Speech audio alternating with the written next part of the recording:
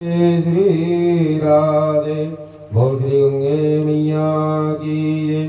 श्री कार्तिक महाप्राण की जय। श्री शंकर भगवान की जय। आइए पवित्र पावनी माँ गंगा के इस पावन तट पर देवादिदेव महादेव के सानिध्य में हम सभी लोग इस पावन पर्व पर भगवान की दिव्य दिव्य लीलाओं का श्रवण करते हुए आगे की ओर बढ़ रहे हैं।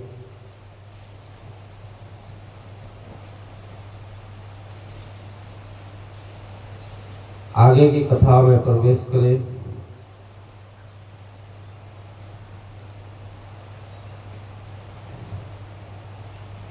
जीवन में मन उत्साह उल्लास को बढ़ता हुआ ये दीपों का पर्व, दीप पर्व पर हमारी चर्चा चल रही है।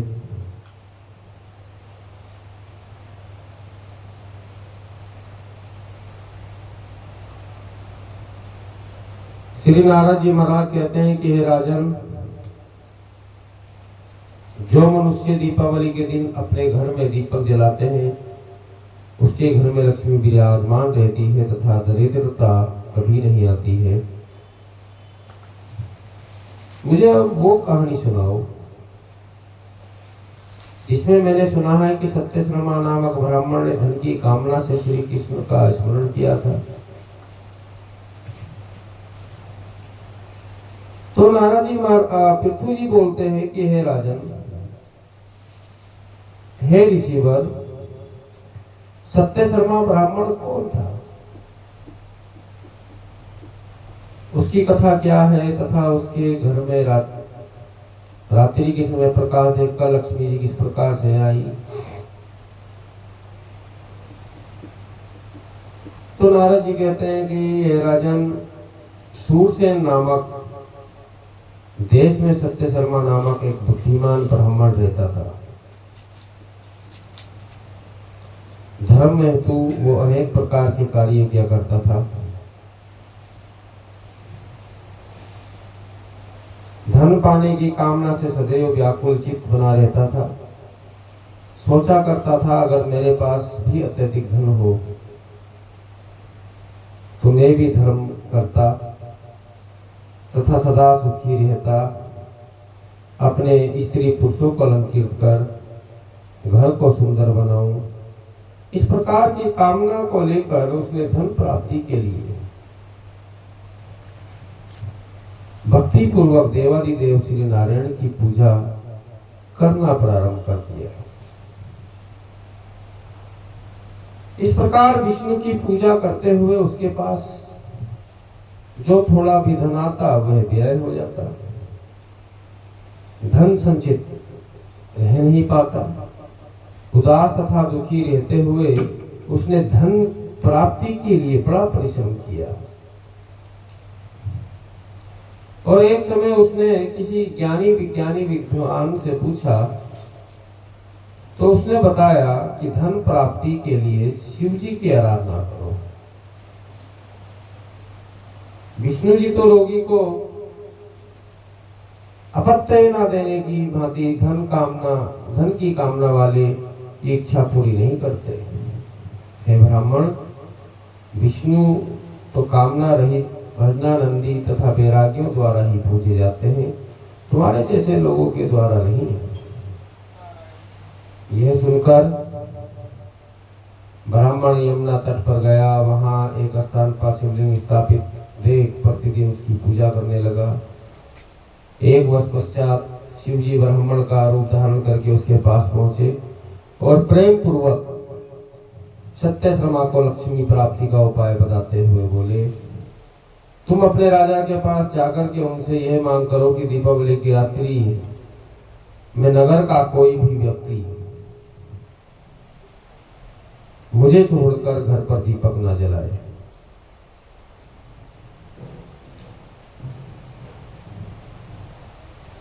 ये सुनकर ब्राह्मण ने राजा के पास पहुंचा, अपनी मांग बताई।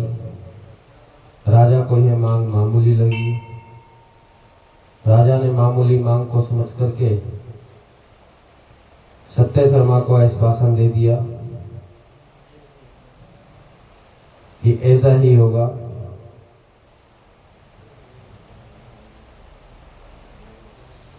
तब वह दिव्य रात आई जिस रात का हर गृहस्थ, हर यति, हर भिक्षुक, इस संसार पर रहने वाला हर व्यक्ति इंतजार करता है। सत्य शर्मा को दिए गए वचन का स्मरण करते हुए राजा ने अपने नगर में तथा राज्य में सर्वत्र यह घोषणा कर दी कि आज सायंकाल के समय कोई भी व्यक्ति अपने घर में दीपक नहीं जलाएगा। अतः उस रात अन्य किसी ने तो दीपक नहीं जलाया, परंतु सत्य शर्मा ने अपने घर में अवश्य ही दीपक जला करके सुशोभित किया। उसने दीपावली जलाकर रात्रि के समय अपने घर में प्रसन्नता पूर्वक गीत आदि, नृत्य आदि कौतुक किए। जब महालक्ष्मी आई तो सर्वत्र अंधेरा ही देखा। दीपकों के प्रकाश से सुशोभित ब्राह्मण के घर के द्वार पर जा पहुंची। वह अपने हाथ में लीला कमल धारण किए हुए मन में प्रसन्न होकर मुस्कुराती हुई मनुष्य स्त्री जैसे स्वरूप में ब्राह्मण के घर में प्रवेश करने लगी। उस समय ब्राह्मण ने उनसे कहा कि हे भद्रे, तुम्हारा पति अति क्रूर है, कठोर हृदय वाला है। वह पहले भी किसी पर प्रसन्न नहीं हुआ, तुम भी अत्यंत चंचला हो। इस प्रकार संसार में तुम दोनों पति पत्नी ही दोषी हो। अतः तुम यहाँ मत रहो, किसी अन्य स्थान पर जाकर के रहो, वहां जाकर के उनको छलो। तो लक्ष्मी जी बोली कि श्री विष्णु जी शयन कर रहे हैं, ऐसे में ही मैं ही तुम्हारे घर पर आई हूँ।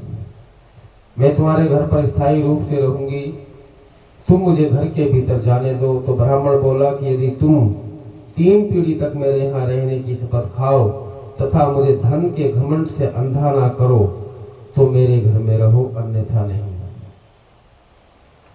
धन कमाना तो आसान है,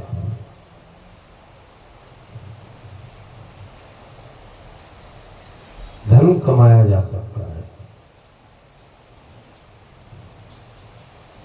लेकिन धन का सात्विक उपयोग, सात्विक उपभोग जो करे वही सच्चा गृहस्थ और वही सच्चा संत है।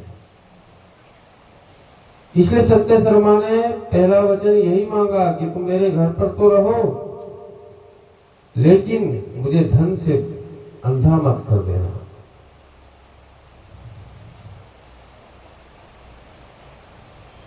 एक चर्चा आती है भागवत के अंदर, बड़ी सुंदर चर्चा है, आप सब ने श्रवण करी है। भगवान के परम मित्र सुदामा जी जब द्वारिका पहुंचे और द्वारिका से जब भगवान ने उनको विदा किया तो वहां से तो खाली हाथ ही विदा किया, लेकिन जब आए तो वहां संपूर्ण ऐश्वर्य देखा। जो झोपड़ी छोड़ करके गए थे वहां महल बन गया, जो सुदामा नगरी थी वह एक नगर बन गया।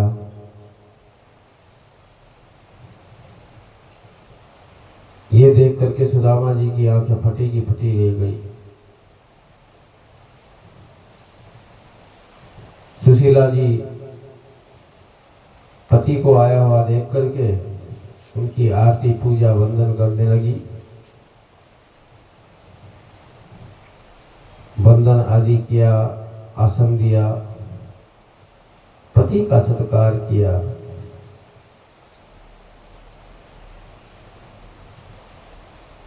लेकिन पति तो अब पति ना रहा, जगत पति का सेवक बन के आया।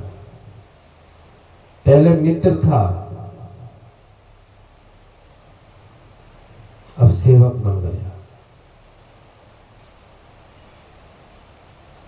समझ गया कि मेरे मित्र नारायण को समझना ही मुश्किल है।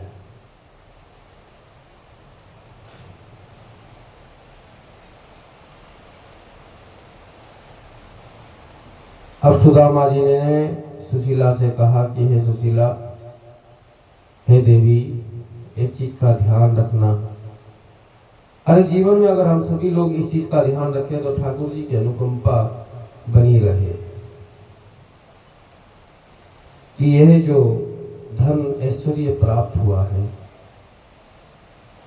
ध्यान रखना यह हमारा नहीं है।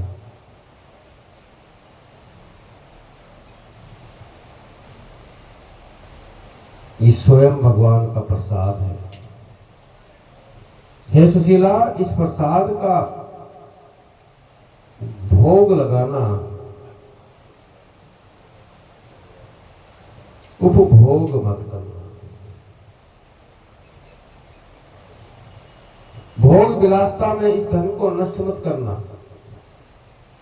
ये ठाकुर जी का दिया हुआ प्रसाद है, इसको सहेज के रखना। सुशीला भी धर्मात्मा पत्नी थी, पति की वाणी को समझ गई।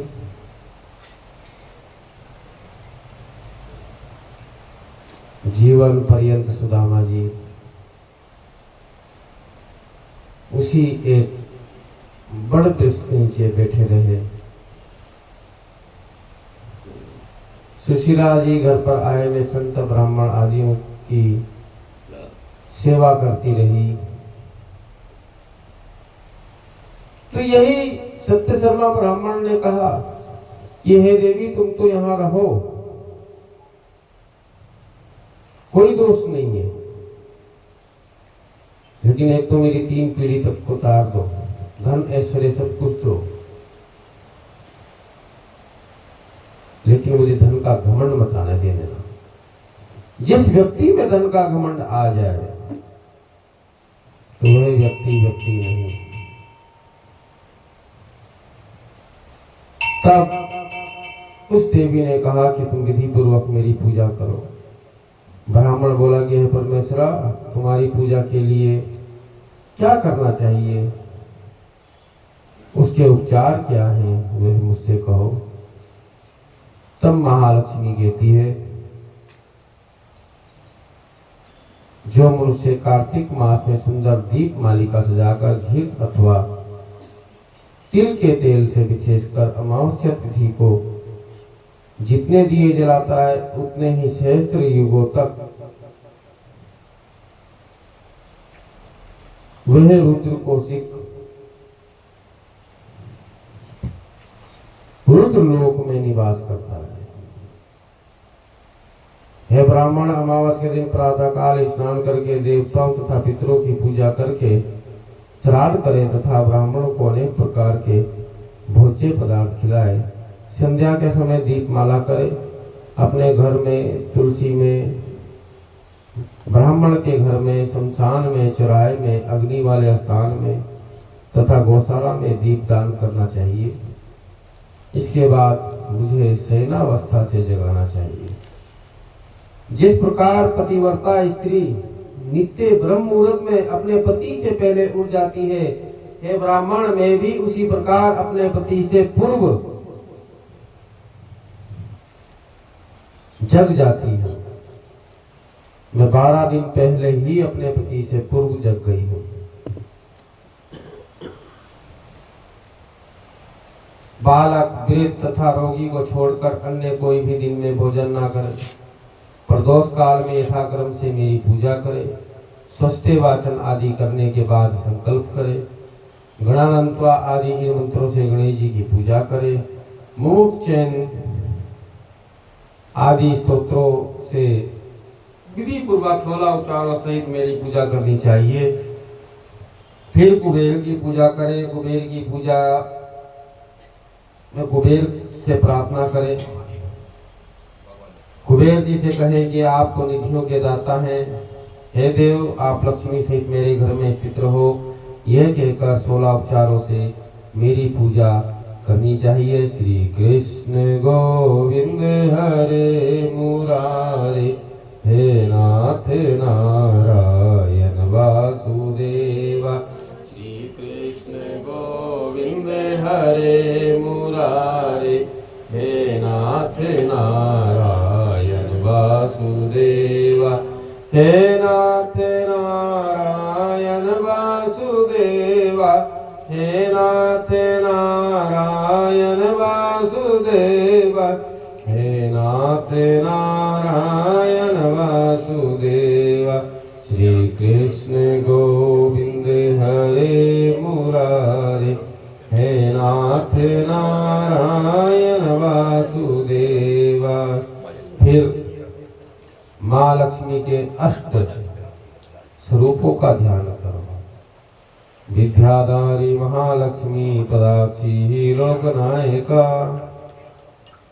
संपूर्ण ऐश्वर्यों से युक्त देवी पंडितों द्वारा पूजनीय, क्षीर समुद्र से उत्पन्न विष्णु की पत्नी महादुती वाली तथा करोड़ों सूर्य जैसी प्रभा वाली देवी नित्य पंचामित्र में स्नान करें। 16 उपचारों से माँ लक्ष्मी की आराधना करें। माँ लक्ष्मी की पूजा करें। पाद्य अर्पण करें, पाद्य अर्पण करें, वस्त्र अर्पण करें, निवेद अर्पण करें, लक्ष्मी यानी कि दर पे दक्षिणा अर्पण करें, और ये सब कुछ करना चाहिए। सोलह उपचारों से माँ लक्ष्मी की पूजा करें। पूजा करके कुबेर को नमस्कार करें। कुबेर से कहे कि आप तो निधि पदों के स्वामी हैं,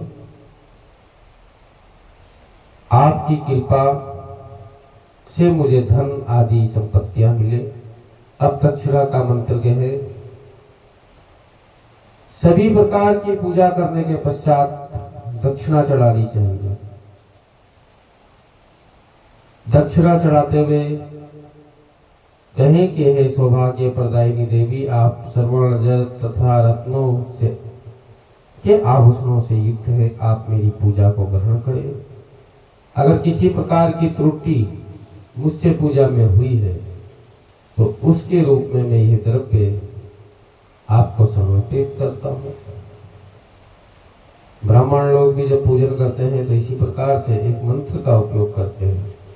श्रीस्पते लक्ष्मीस्पते पंथ्या बहुरात्रे प्रासर्वे रत्नानि रूपसीमनो व्याप्तं मुमिखानहं सर्वलोकं मम्मिखानं या सर्वबाधा विनर्मुक्तो धनधान्ये सुखाविन्तो मनुष्यो मत्प्रसादेन भसति न संशयः। आप लोग चाहो तो इन दोनों मंत्रों के द्वारा भी माँ लक्ष्मी की पूजा अपने घर पर कर सकते हो। सभी लोगों द्वारा माता की पूजा करें। नारद जी कहते हैं कि लक्ष्मी जी के मुख से सत्य शर्मा ने सारा विधान सुना, सब कुछ सुना और विधि पूर्वक दुख विनाशनी लक्ष्मी जी की पूजा में प्रवृत्त हुआ। लक्ष्मी जी उस समय सत्य शर्मा के घर में रहकर सुख समृद्धि संपत्तियों को बढ़ाने लगी। उसकी दरिद्रता दूर हो गई। धन से ब्राह्मण ने यज्ञ, दान, तप आदि क्रियाएं करना आरंभ किया। वह विष्णु का पूजन किया करता था। उसने अन्य लोगों से इस प्रकार कहा सब आश्रमों में गृहस्थ आश्रम श्रेष्ठ है। मैं अभी परसों बता भी रहा था कि गृहस्थ आश्रम का महत्व क्या है। गृहस्थ आश्रम सभी आश्रम में श्रेष्ठ है तथा धन भी श्रेष्ठ वस्तु है। गृहस्थ आश्रम में रहकर काम आदि पर विजय प्राप्त की जा सकती है। यह आश्रम दूसरों का उपकार करने वाला तथा आश्रय देने वाला है, अथवा गृहस्थ आश्रम किसी के आश्रय से चलने वाला नहीं है। निर्धन हो चाहे धनवान हो,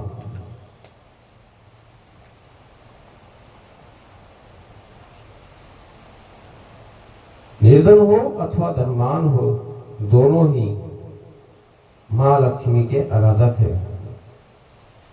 यदि गृहस्थ धनहीन हो तो वह कुछ नहीं कर सकता। उसके घर पर कोई अतिथि आ जाए, देवों का पूजन करना हो, और करते रहना चाहिए, क्योंकि श्राद्ध, अतिथि सेवा, यज्ञ, दान, व्रत आदि सभी में धन की आवश्यकता होती है। अतः हे जगत माता हरि प्रिया महादेवी लक्ष्मी को नमस्कार मैं करता हूँ। हे देवी, आपके बिना सर्वत्र शून्य है तथा संसार में यज्ञ आदि भी नहीं किए जा सकते हैं।